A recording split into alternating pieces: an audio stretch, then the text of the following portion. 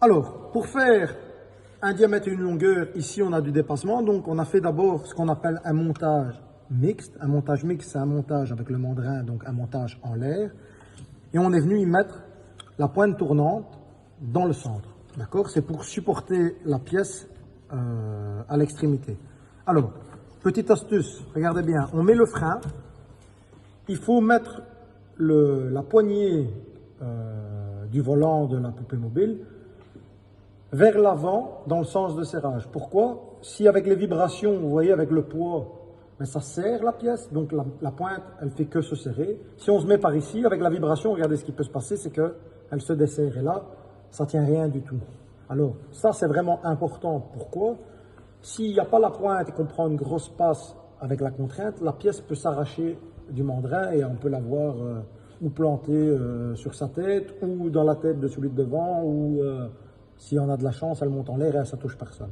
D'accord? Et c'est pour éviter aussi la casse de l'outil, la casse des morts. D'accord? On a eu le cas ici avec Mohamed, hein, son outil a tapé, l'outil a cassé. D'accord? Alors, il n'a pas été blessé, c'est pas grave, mais ça pourrait être, si le morceau de l'outil va dans son œil ou. Ok? C'est pour éviter les accidents. Alors, montage dans des bonnes conditions. Poignée vers l'avant pour éviter qu'elle se desserre. Bien mettre son frein. Il faut commencer par faire quoi? Quand on doit faire une longueur, c'est de mettre le positionnement de l'outil avec la bonne inclinaison. Comment est-ce qu'on procède? On desserre sa tourelle. La lèvre ici, donc le tranchant, doit être à midi moins 2. Donc ça veut dire légèrement incliné pour qu'il y ait ce qu'on appelle une dépouille. D'accord? Ainsi, quand on va venir faire l'épaulement, on va avoir de la matière pour pouvoir, justement, quand on dégage l'outil, dresser l'épaulement bien à 90 degrés. Donc, l'outil midi moins 2, bien le serrer, d'accord, et venir positionner son outil ici à l'extérieur de la pièce. Alors, pourquoi je fais ça? Je vais vous montrer l'exemple. Comme ça, mon outil s'est passé. Vous voyez, je vais prendre une profondeur de passe et pouvoir entamer la pièce de l'extérieur vers l'intérieur. Si je mets mon outil par ici et que je viens mettre ma poupée mobile contre mon chariot longitudinal, mais regardez ce qui risque de se passer. Je me mets là par exemple, donc je me mets en position de travail, montage correct. Regardez, je suis contre ma poupée mobile et je ne sais pas attaquer la pièce par l'extérieur. Vous voyez, mon minimum, je suis dans la matière. Ok, donc ça c'est important de faire un bon montage. Comment est-ce qu'on fait si on a ce cas-ci? On défait juste le frein, on donne quelques tours de volant, la poupée mobile a reculé et vous voyez maintenant je peux commencer à accoster la pièce par l'extérieur. Voilà, donc ça c'est le montage pour être dans des bonnes conditions. Alors, ici on va prendre un exemple. Donc c'est vraiment ici qu'il faut vraiment bien regarder. On va commencer par faire un diamètre fini de 23, longueur 40. Alors, il y a un petit dessin ici. Regardez bien, c'est important. Donc, 2 étapes. Ça, c'est le diamètre fini et sa longueur finie. On va d'abord faire le dégrossissage. Alors, le dégrossissage, on va d'abord dégrossir le diamètre à 23,5, longueur 39,5. Alors, ne vous trompez pas. Sur le diamètre, il faut faire plus 5 dixièmes et sur la longueur, il faut faire moins 5 dixièmes pour le dégrossissage. Pourquoi? Regardez ici. Donc, la partie en rose, c'est le dégrossissage.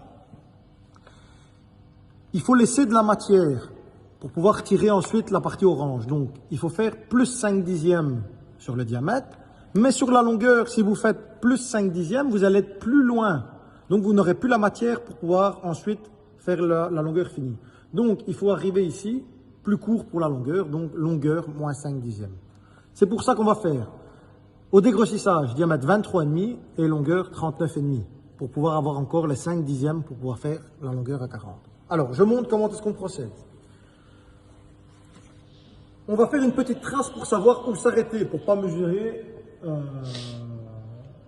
50 fois avant d'arriver au 40. Alors, regardez bien ce qu'on va faire. On doit dégrossir à 39,5. Moi, je vais faire une ligne à 39. Alors,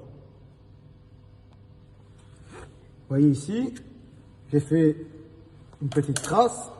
Ici, 39. Alors, n'insistez pas comme des fous avec les becs du pied à coulisse, d'accord? Pourquoi? Parce que vous allez user le pied à coulisse. Normalement, ça ne se fait pas. Alors, j'ai fait une petite trace. je viens avec mon outil, la pointe de mon outil couteau. Et regardez, je vais venir prendre le 0. Comme ça, la ligne apparaît. OK? Alors, j'allume la rotation de la machine. Et je viens prendre mon 0 comme il faut. Alors là, la ligne qui apparaît ici, c'est censé être plus ou moins 39. Donc, on va s'arrêter avant. Pourquoi? Parce qu'il va falloir d'abord dégrossir à 39,5, un diamètre 23,5. Ah, alors, vitesse de travail dans ce cas-ci, ici, pour usiner, on va travailler à 560 tours. Ok, donc 560 tours, la vitesse de travail, c'est en C3. Donc, on est déjà en C, on vient se mettre en 3. Si la vitesse ne rentre pas, vous voyez ici, on ne sait pas rentrer en 3. Pourquoi?